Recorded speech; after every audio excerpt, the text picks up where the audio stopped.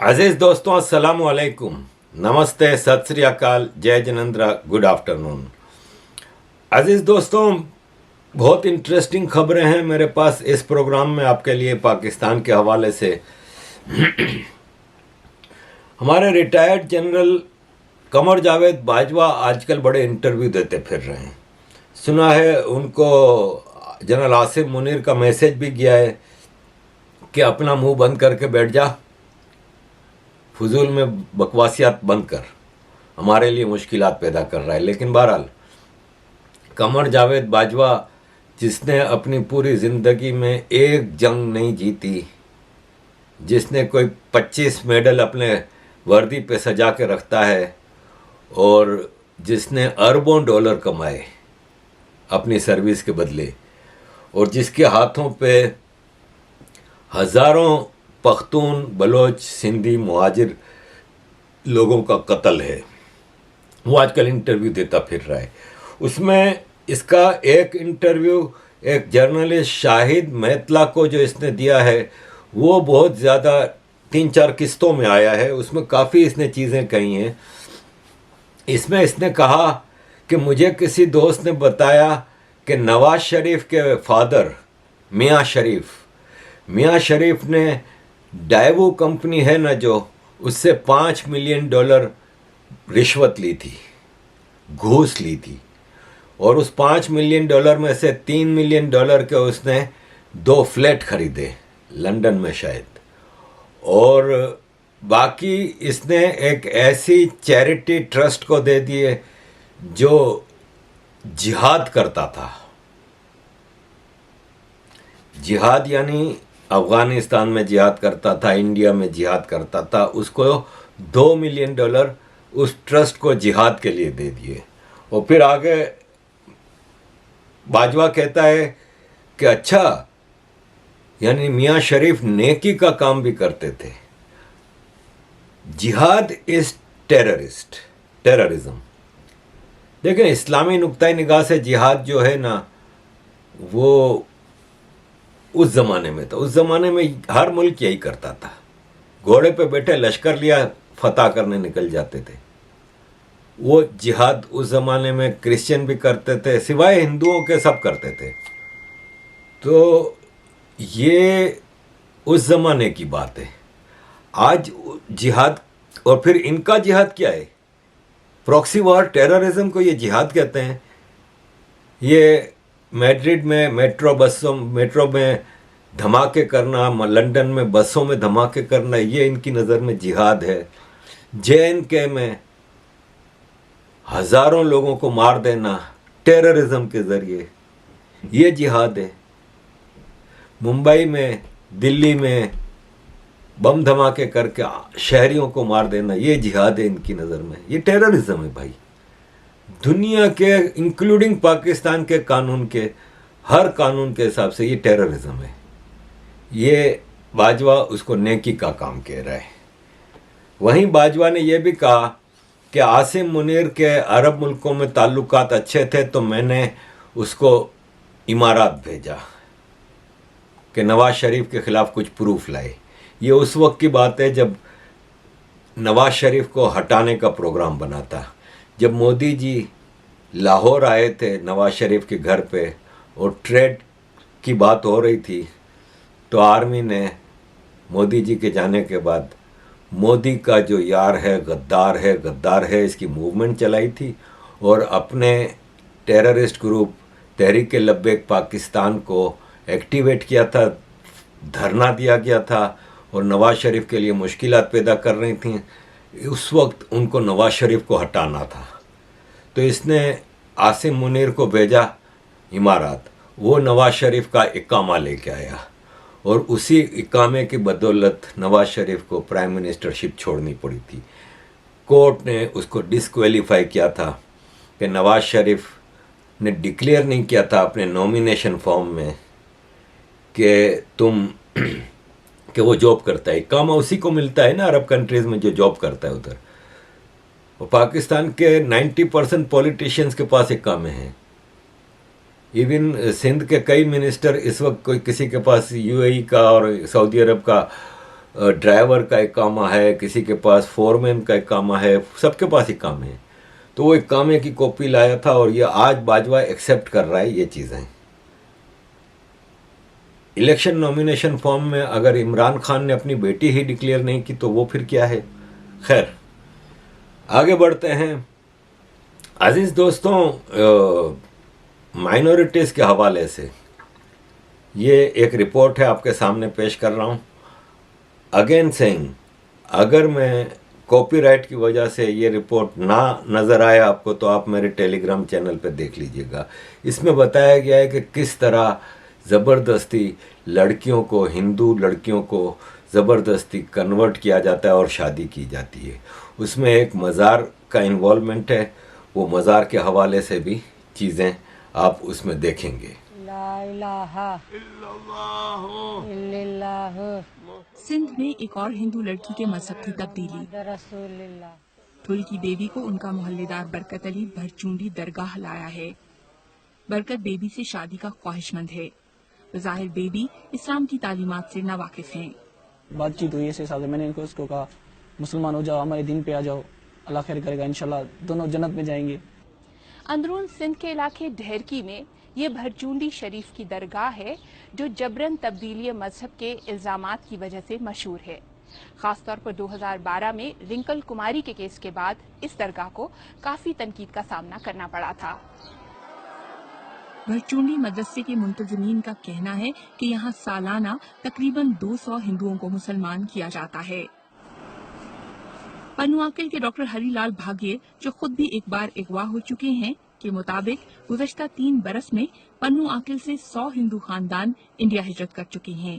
अपना घर छोड़ के किसी और जगह सेटल होना बहुत बड़ी दुश्वारियां हैं, लेकिन इस डर से हमारी बच्चियां हैं, इसको कोई ले जाएगा, फोर्सली कन्वर्ट करेगा, उसके साथ जबरदस्ती शादी कर ली जाएगी, इस डर से लोग वो रिस्क लेने के लिए तैयार हैं।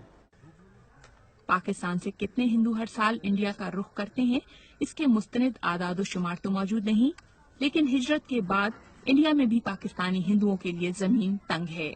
पाकिस्तान से जब हम आए थे पूरी उम्मीद से, लेकिन यहाँ ऐसा कुछ हुआ नहीं है जिसकी हमें उम्मीद थी। नागरिकता अभी 10 साल हुए, अभी तक नहीं मिल रही। जब नागरिकता मिलेगी तो हम हिंदुस्तानी बनेंगे ना। पाकिस्तान में हिंदुओं की तादाद में मुसलसल कमी हो रही है। मजहब की जबरी तब्दीली, तौहीन मजहब के कानून के गलत इस्तेमाल और मजहबी मुनाफरत की वजह से राजकुमार की तरह बहुत से हिंदू खुद को बेमुल्क समझने पर मजबूर हैं।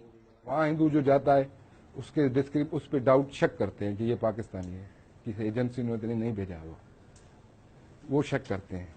5, 7 साल 8 साल जलील ख्वार करते हैं, उसके बाद जाके उसको बच्चों के एजुकेशन में प्रॉब्लम आते हैं, नौकरियों में प्रॉब्लम आते हैं, आप जायदाद नहीं खरीद सकते, उसमें प्रॉब्लम आते हैं। तो अदरवाइज अगर रिलैक्सेशन इंडिया की तरफ से होती है, आपको यहाँ हिंदू नजर नहीं आते। जबरी तब्दीली मजहब से तहफ़्फ़ुज़ के लिए कानून सिंध असम्बली तक पहुंचा भी और मुतफ़क्का तौर पर मंजूर भी हुआ, लेकिन मजहबी जमातों के दबाव पर वापस ले लिया गया। शुमाइला जाफरी, BBC, ढेरकी, सिंध। तो अजीज दोस्तों, ये आपने देखा, मज़ार है ना, वो बुराई की जड़ है। आपको मैं गारंटी से कहता हूँ, ये मैं भाई 20 साल अपनी ज़िंदगी के पाकिस्तान में गुजारे हैं। हमारे घर के मतलब जहाँ पे हम रहते थे पुराने कराची में, ओल्ड टाउन में, तो समझ लें 15 मिनट की आप वॉक करें ना किसी भी डायरेक्शन में, तो कोई 40 से 50 मज़ार थे, छोटे छोटे हर गली में। ये छुट्टन शाह का दरगाह है, ये पीर कोसर बाबा का दरगाह है, ये हसन शाह पीर का दरगाह है। जगह जगह, कदम कदम पे। हम कभी सोचते भी नहीं थे बचपन में, तो कभी पीर समझते थे बहुत बड़ा पीर, सारे टोपी ड्रामे। हर मज़ार के बाहर चरसी बैठ के चरस पी रहे होते हैं। गलत कारियां सारी मज़ारों पे होती हैं, और एक एक छोटे से छोटे मज़ार का जब गल्ला खुलता है ना शाम को, तो आंखें फटी की फटी रह जाती हैं। लोग इतना पैसा चढ़ावा देते हैं। मज़ार, शाह महमूद कुरैशी एक मज़ार का वाली है। आपको पता है शाह महमूद कुरैशी ने के पुरखों ने अंग्रेज़ों की खिदमत की थी। ये जब अंग्रेज़ भारत पे रूल कर रहे थे तो भारत में मुजाहिदीन होते थे ना, जो आज़ादी की जंग लड़ते थे, जैसे भगत सिंह है, जैसे मंगल पांडे, ऐसे कितने मूवमेंटें चली हैं ना, 1857 में हुई। उसमें शाह महमूद कुरैशी के पुरखों ने लश्कर बना के बाकायदा अंग्रेज़ी फ़ौजों के साथ उन मुजाहिदीन के ख़िलाफ़ लड़े हैं। और चूंकि ये आम आदमियों में रहते थे तो मुखबरियाँ भी करते थे, जिसके बदले में इनको मुल्तान में जागीरें दी गई थी। और ये मज़ार भी अंग्रेज़ों ने ही उनके हवाले किया था। शाह रुकनुद्दीन का मज़ार है शायद मुल्तान में, मैं गया हूँ उस मज़ार पे भी देख के आया हूँ। मेरा ख्याल है मेरा आखिरी ट्रिप जो था ना पाकिस्तान का, वो 2010 में था, जब मेरी मदर का डेथ हुई थी तो मैं गया था। तो मैं मुल्तान गया था एक दिन के लिए उस दौरान, तो मैंने वो मज़ार भी देखा है।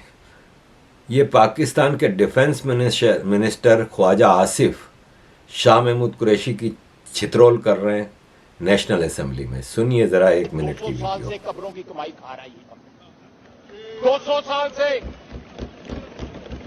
साल से शाह महमूद कुरैशी और उसके आबाओ अजदाद सारे इनके बड़े की दस्तार बंदी जो है गोरे डीसी पे की थी, मुल्तान के गोरे ने की थी। और जिस कब्र की कमाई खा रहे हैं उस कब्र में जो बंदा लेटा हुआ है, जो बुजुर्ग लेटा हुआ है, उससे इनकी रिश्तेदारी भी करनी है, नजायज कब्र है।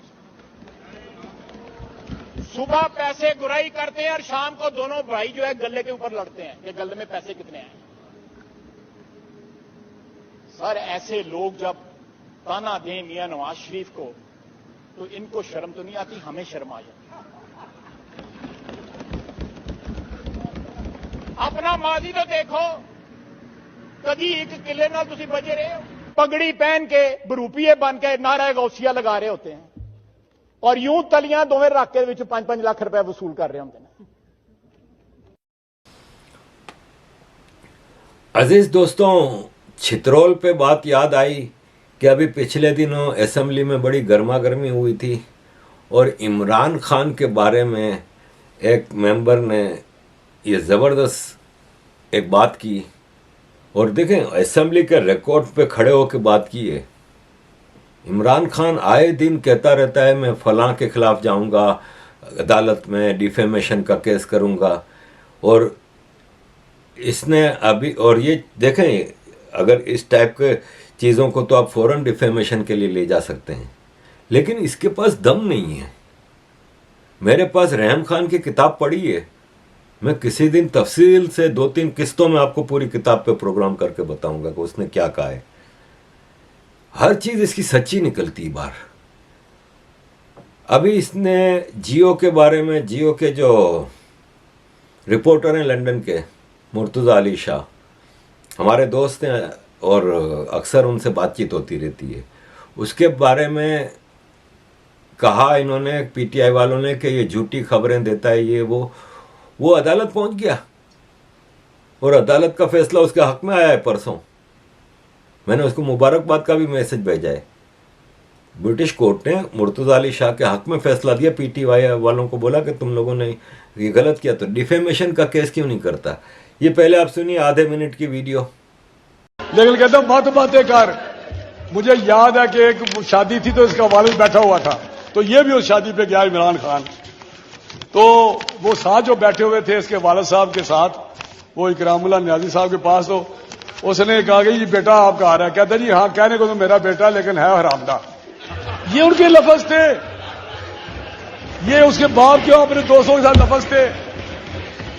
मैं ऐसे नहीं बात कर रहा, पूछे इसके बेनोई से, सईदुल्लाह से पूछे, हफीजुल्लाह से पूछे। ये मैं समझता हूं कि राना साहब you are a very senior politician, ये दोनों लफ्ज में एक्सपांज करता हूं। अभी हरामदा कह रहा है इसको, असेंबली के फ्लोर पे खड़े होकर, और कोट कर रहा है कि इमरान खान के बाप इकरामुल्लाह नियाजी ने यह कहा था कि यह है तो मेरा बेटा लेकिन हरामदा है। इस हरामदे के पीछे पूरा पाकिस्तान यूथिया बन के इसके पीछे पड़ा हुआ है।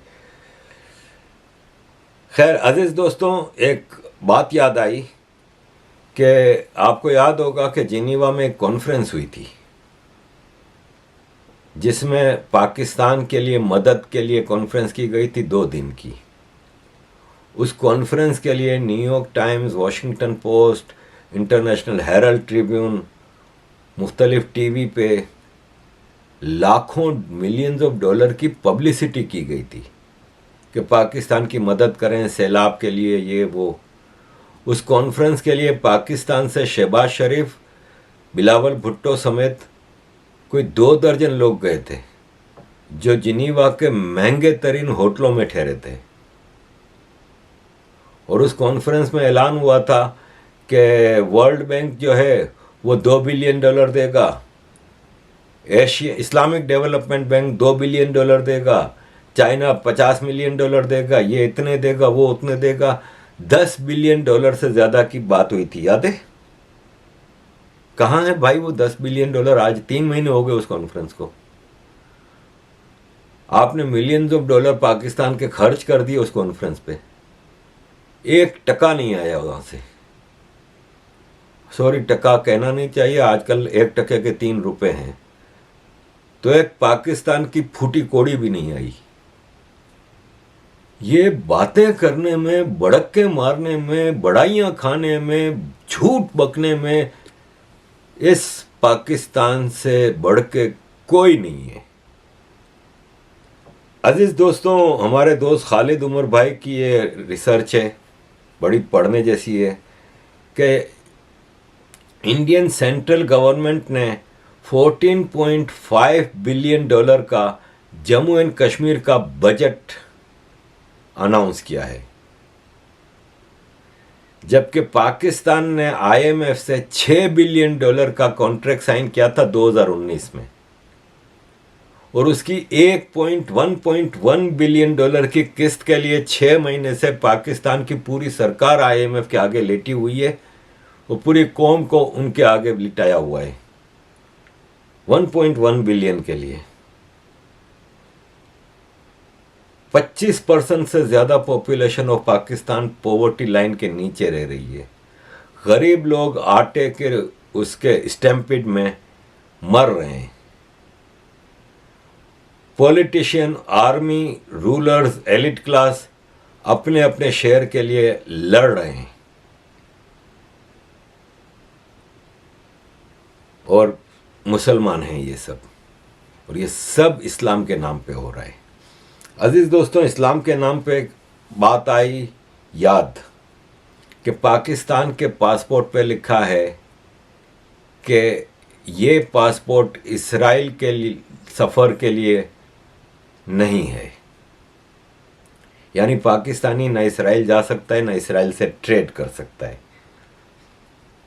अक्सर हम सुनते हैं कि पाकिस्तान बैकडोर डिप्लोमेसी में इसराइल से बातचीत कर रहे हैं, फिर प्रेशर आता है, फिर पीछे हट जाते हैं। खुद पाकिस्तान की आर्मी अब इस मामले में इंटरेस्टेड है कि इसराइल से हमारे ताल्लुकात पाकिस्तान के लिए फ़ायदेमंद होंगे, और पाकिस्तान को फाइनेंशियली भी फ़ायदा होगा, मिलिट्री का भी फ़ायदा होगा, वगैरह वगैरह। लेकिन पब्लिक को इतना नफरत भर दी है ना इसराइल के बारे में, कभी पीछे नहीं हट सकते। अब हुआ ये कि पाकिस्तान में एक यहूदी बच गया है। 47 से पहले पाकिस्तान में बहुत यहूदी थे। 1940s में जब जंगे अजीम चल रही थी, वर्ल्ड वॉर 2, तो शिप भर भर के कराची आए थे ब्रिटिश इंडिया में यहूदी। आप गूगल पे भी चेक कर सकते हैं। लेकिन क्या हुआ कि पाकिस्तान में जिस तरह के मामला चले तो यहूदी सारे गायब हो गए। तो अब एक यहूदी बच गया है, फैसल।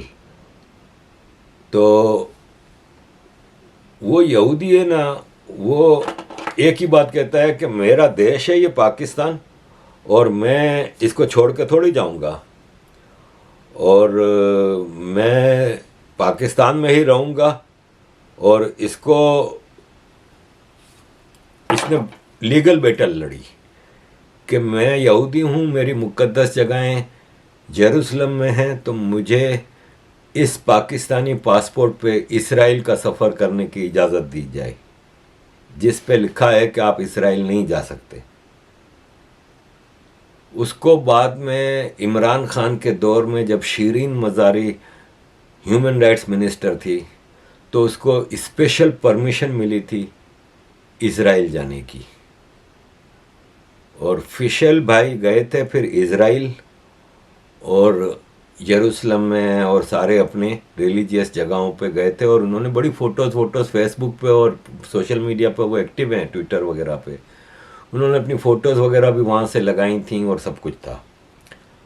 अब क्या हुआ है कि फिशल ने पाकिस्तान से ड्राई फ्रूट, खजूरें, बादाम, पिस्ता, काजू का एक कंटेनर इज़राइल भेजा बिजनेस के तौर पे, और इज़राइल में पब्लिसिटी हुई कि ये पाकिस्तानी ड्राई फ्रूट हैं जो डायरेक्ट पाकिस्तान से आए हैं, ये हैं वो हैं।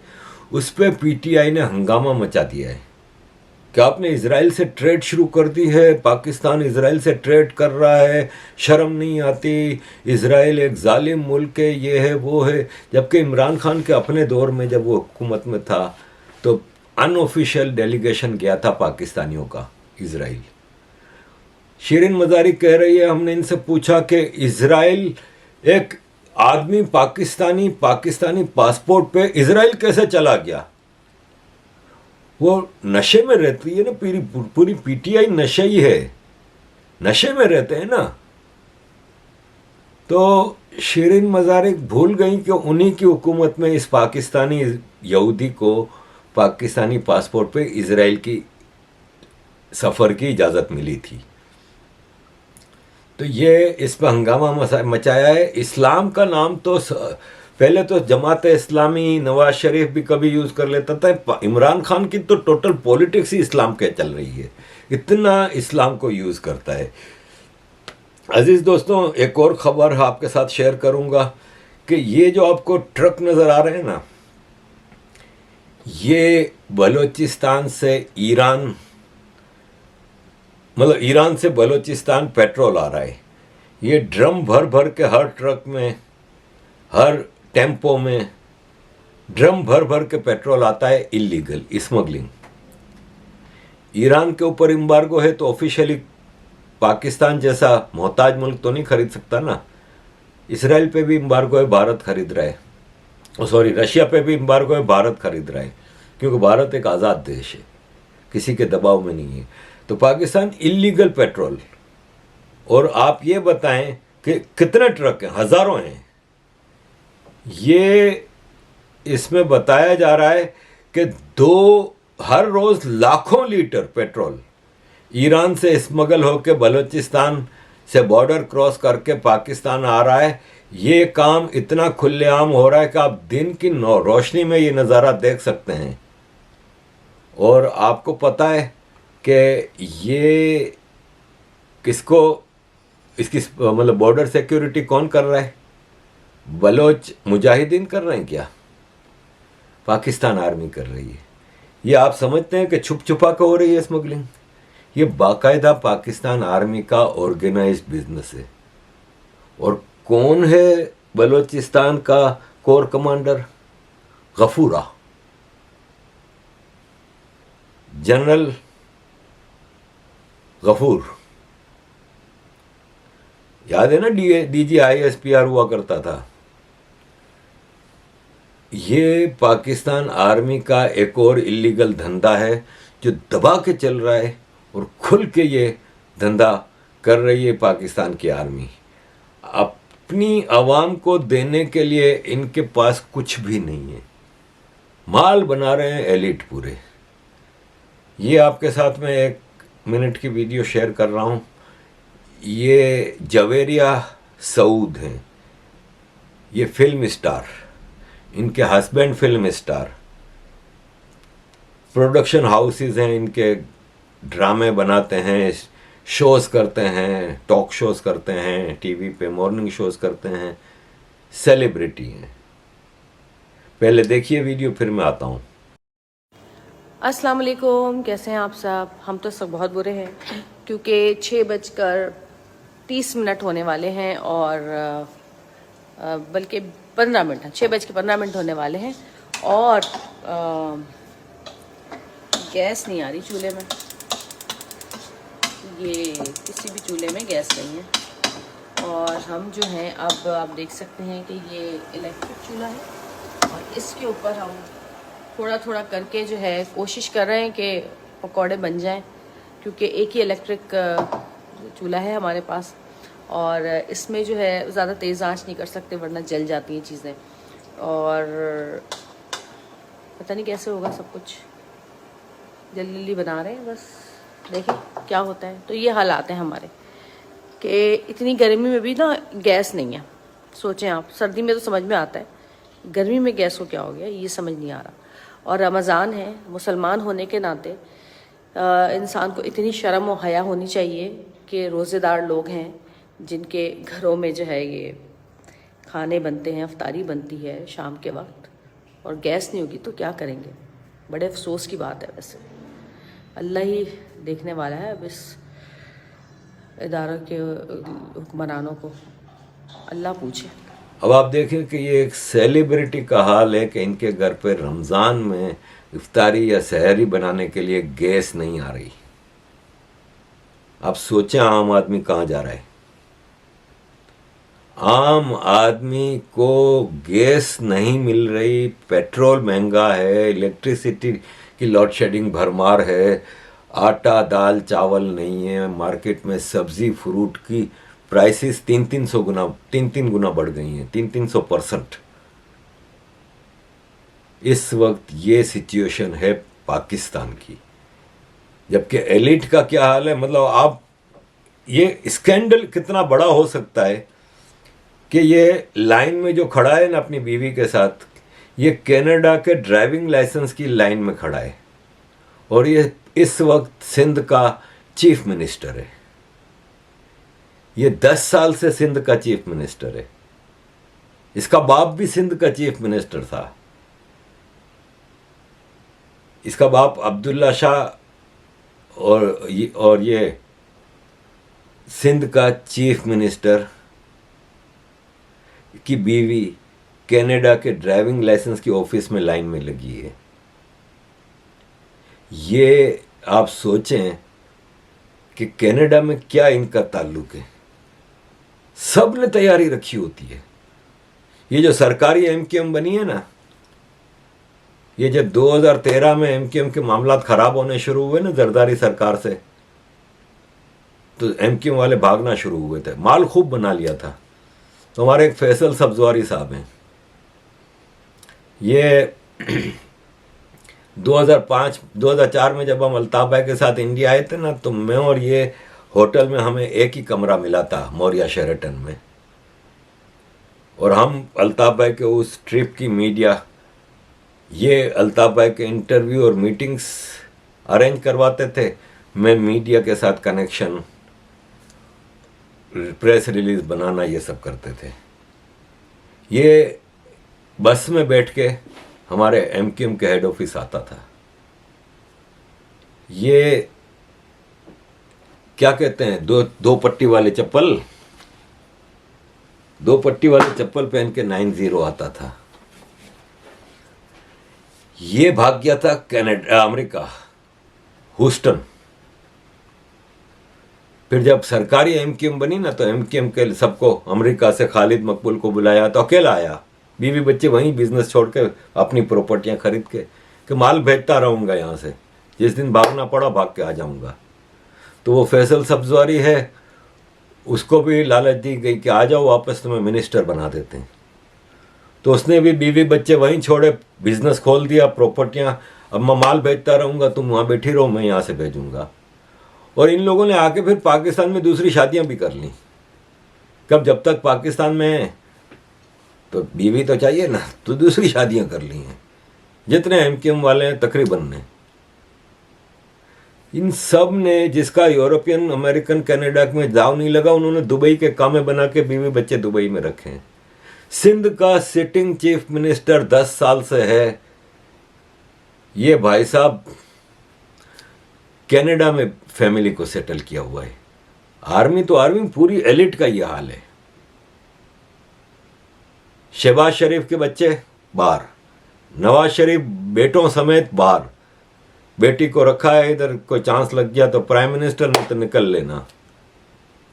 पीपल्स पार्टी के सारे सब बाहर, किसी के पास ब्रिटिश नेशनलिटी है, किसी के पास अमेरिकन नेशनलिटी है, किसी के पास कनाडा की है, फ्रेंच है, बेल्जियन है, सब ने अपने हिसाब किताब रखे हुए हैं।